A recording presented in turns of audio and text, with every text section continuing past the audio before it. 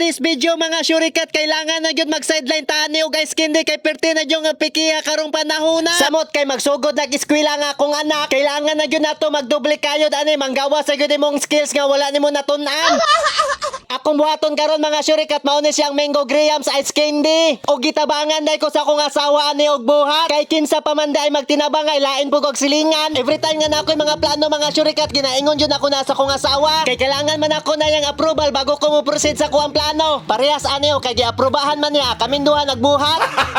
Og dire mga syurikat, nalunod na din na mo dire ang 1 kilo nga asukal. Wala na nako na videohan kay nalipat ko, tanga-tanga po ning syurikat. Pero pag kami po magkauban na trabaho sa akong asawa, mura po mig iring og iro kay sige mig away. Kay puro man ni hawd. Og dire amo nang gilunod ang among gipangalo-halo nga ingredients. Kay nibukal naman ning among gipainit nga tubig. Nga naay kasawa stars og sugar. Unta mag-successful ning ice candy ni syurikat, kay kung dili ni mag-successful ako ning apil og grampa. Ayaw na mo katingala sunod ko magrampa-rampa ko diha nga nagdala-dala og ice candy.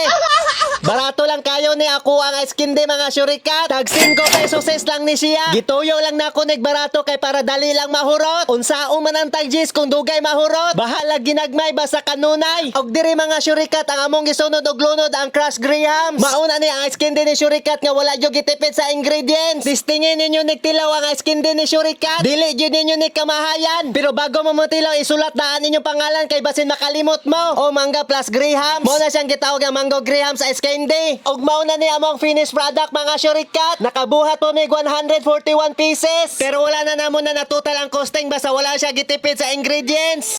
Og unsa pa inyong ginahulat mga syurikat, testingin na ang ice candy ni syurikat.